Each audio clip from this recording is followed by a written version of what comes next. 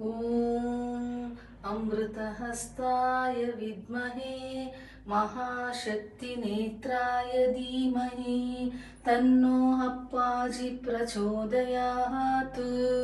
ॐ सुवर्णरुष्टिं कुरु मे गृहे श्रीः सुधान्यरुद्धिं कुरु मे गृहे श्रीः कल्याणरुद्धिं कुरु मे गृहे श्रीः विभूतिरुद्धिं कुरु मे गृहे श्रीः सुवर्णरुष्टिं कुरु मे गृहे श्रीः सुधान्यरुद्धिं कुरु मे गृहे श्रीः कल्याणरुद्धिं कुरु मे गृहे श्रीः विभूतिरुद्धिं कुरु मे गृहे श्रीः अम्मा सुवर्णरुष्टिं कुरु मे गृहे श्रीः सुधान्यरुद्धिं कुरु मे गृहे श्रीः कल्याणरुद्धिं कुरु मे गृहे श्रीः विभूतिरुद्धिं कुरु मे गृहे श्रीः लोका समस्ता सुखिनो भवन्तु लोका समस्ता सुखिनो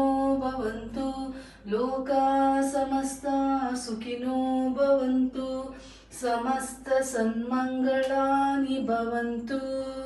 ॐ शान्ति शान्ति शान्तिः। हरिः ॐ तत्सत्। सर्वं श्री जगदम्बार्पणमस्तु। सर्वं श्री गुरुचरणार्पणमस्तु। अम्मा अम्मा अम्मा अम्मा